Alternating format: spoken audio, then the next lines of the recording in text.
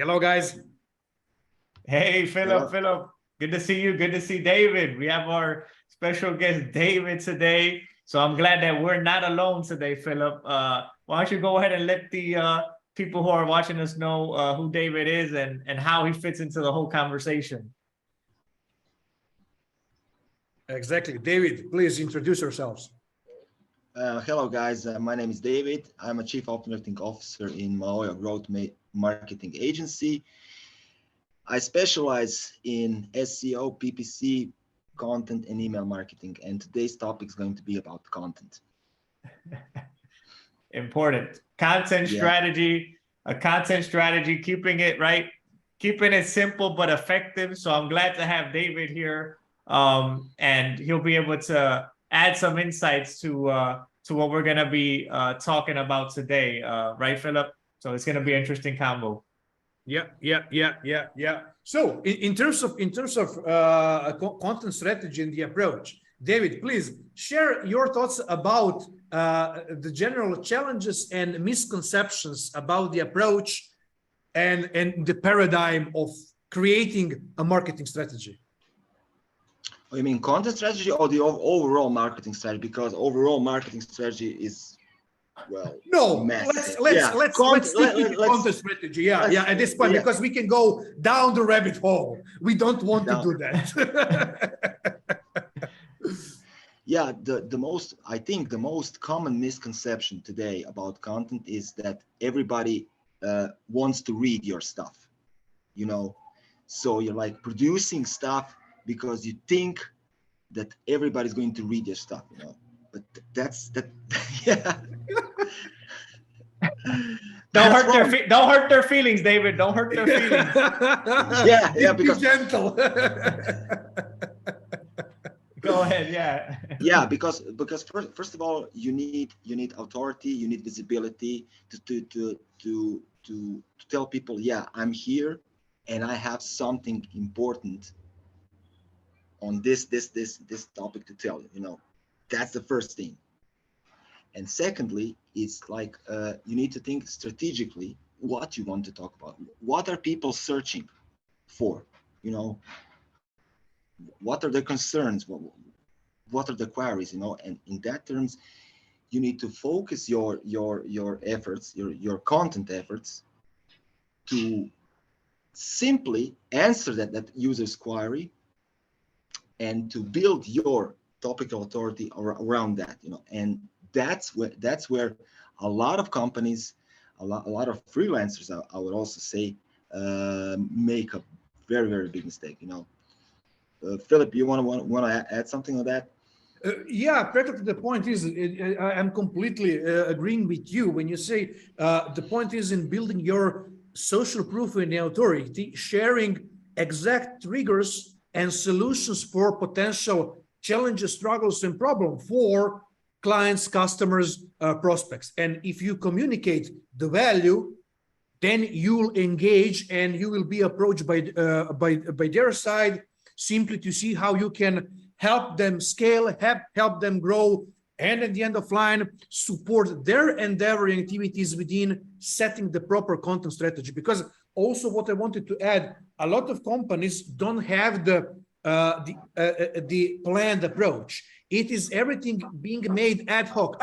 This or that, this is cool. We can talk about this, we can talk about that. No, you need to set up, and I think that you both agree with me and will agree with me, you need to set up the proper topic cluster and you need to communicate with your ideal customer or those to whom you can actually provide the value and solution of their challenges and business problems. That is primary thing, because nowadays you see people are doing content just for the sake of doing content without narrowing the focus. With narrowing the focus, narrowing communication, that way you are actually creating your authority, building your authority in front of the customers, the prospects with whom we want to engage with. Yeah, but we also cannot forget the almighty Google. You know, you need to satisfy him also to be visible. You know, and that's where, you know, SEO comes in. You know, that's where SEO is strategic. in your approach to be on Google, be on the first page, and your customer to see you. But also, as you said, Filip, the thing is, most of companies do like their content is like us. Look, we are great. We're doing this. We are great. But nobody focuses on the exact problem on you. You as a customer. Hey, hello. How can we help you? Yeah, we know you're searching for something. Here's the solution. We'll help you. Contact us. That's it. Straight, narrow approach, and that's the way to go. No, I like that. I like you both brought up really good points, and I think what we're getting to is there is no assumptions that should be made, right? Especially with content, you shouldn't be assuming, oh, I think this is a great topic because we, the company, believes that. Well, there should be confirmation through data, which is what you're saying, right, David? That it should be confirmation through data that you understand what your specific type of client is searching for on Google based on your specific company, your industry. What problems are they searching for, and what solutions can you write about? What content can you create that provides the solutions to those problems that they're searching about? And then that's where, like you said, it becomes that more strategic, because now you're actually focusing on what they're looking for and the problems that they're searching for in your industry, so that you can then build the content and a strong foundation on that. Yeah, go ahead, David. Yeah, because you have a rise in keywords like how to, and this is a perfect opportunity, to provide good answers to the public. But there is something I wanted to emphasize also. The companies that are doing content, and they're building on queries that they know people are searching for them, but they're also not going strategically in terms of search volume. Keyword search volume is very, very, very, very important, because if you're a young company and your domain, I'm going a little technical in these terms. So if your domain is young, you don't have a lot of authority in the eyes of Google. What would be young, David? What would be young? Like, what time frame would you consider young? That's right. Well, 1 to 3 years, depending on your efforts. You can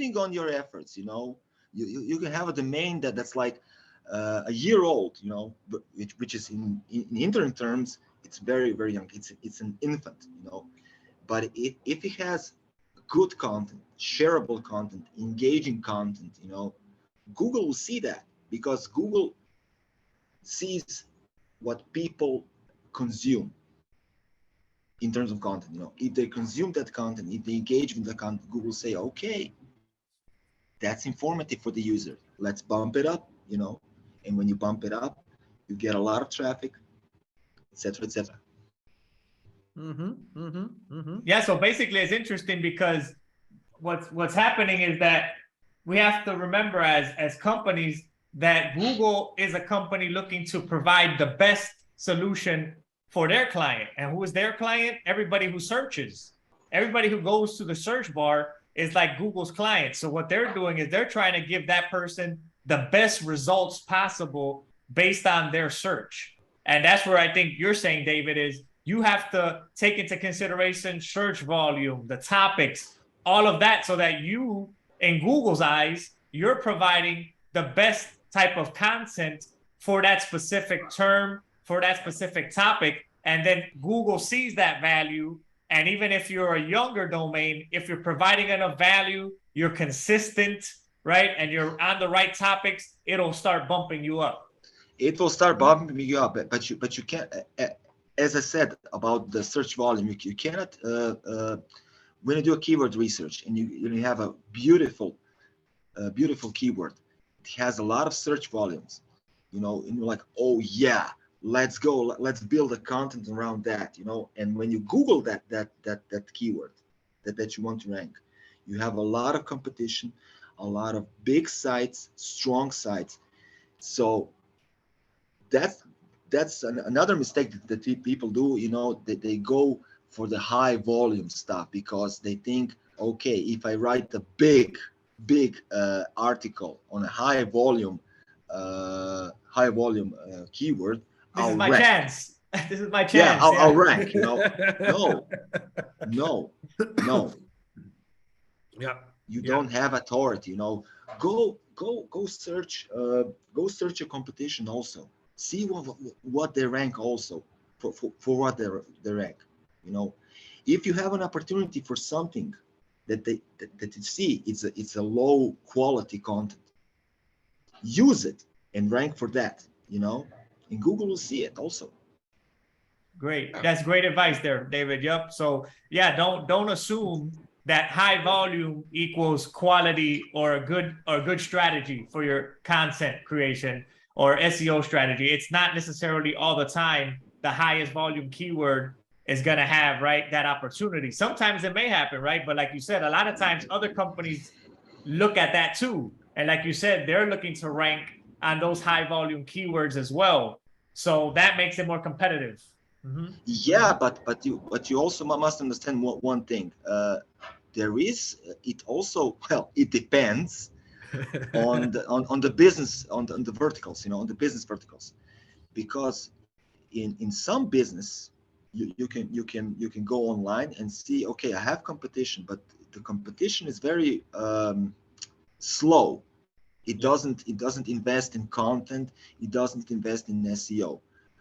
And you, as a new company, you invest in SEO, you invest in content, and they don't do shit. They don't do nothing.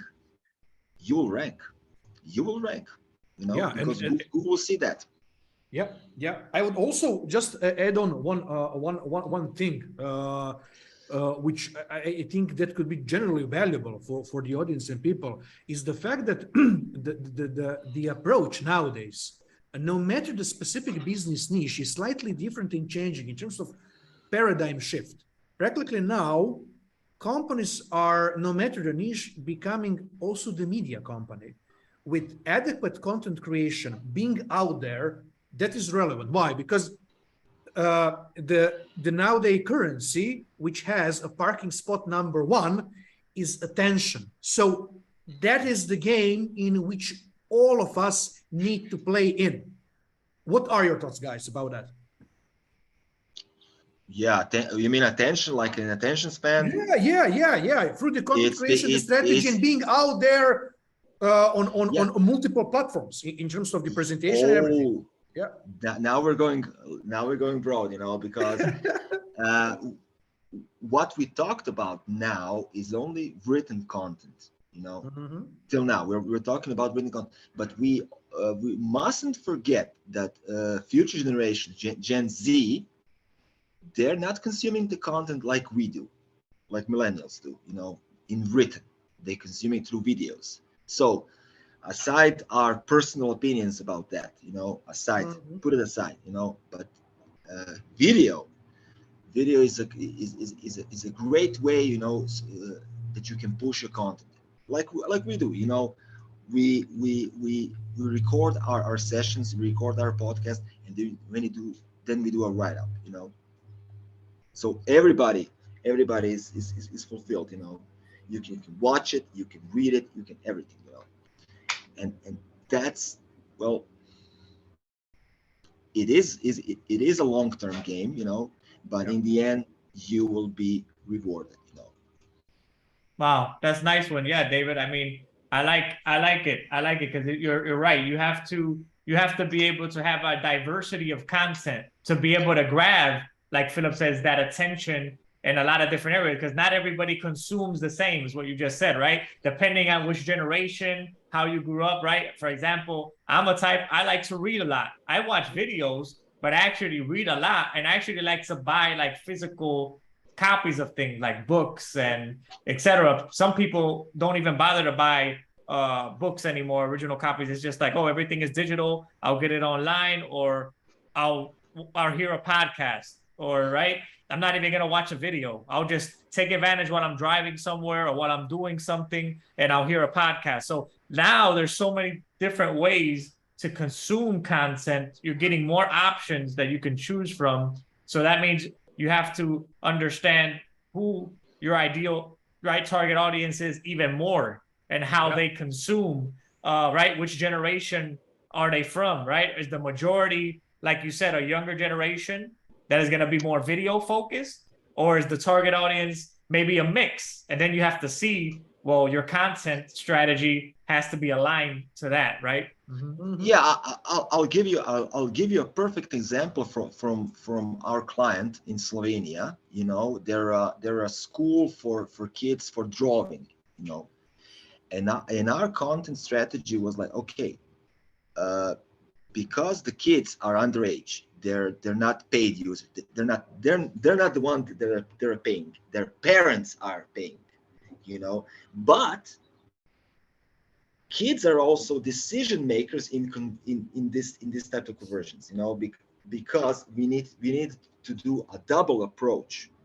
You know, we target kids on YouTube, on TikTok, with video content, so that they're like, whoa, this is great, you know, this is awesome, mommy, sign me up for this school. But also we do a lot of written content, blogs for their parents, you know, to see what the school is all about. So it's a double take, and it's going perfect. You know, the mix is awesome.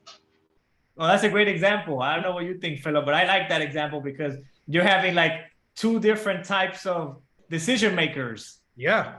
Client. That's very interesting. You usually don't always see that in every type of business. So it's interesting that you gave that example. That may help some people that are watching, that, you know, there's two decision makers, and in this case it's one minor and the other one is an adult. So now, like you said, that's totally different, right? Totally different types of content, which is interesting. Like you said, you guys understood you had to create the content, each one of those decision makers, so that way you grab their attention according to their interest and their age. So I think that was great. Go ahead, Philip. Yeah, and challenging there is not only to initially grab their attention. You need to have a full nurturing continuity with high quality content, because you are being judged on the go. Initial trigger, oh, this is awesome.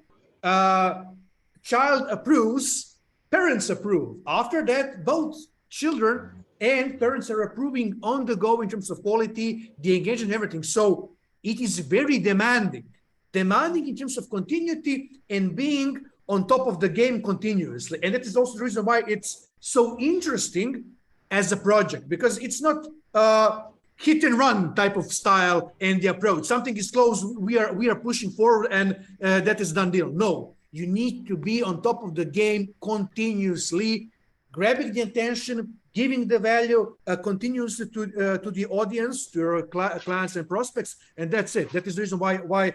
Great example, David. Great example. Yeah, exactly.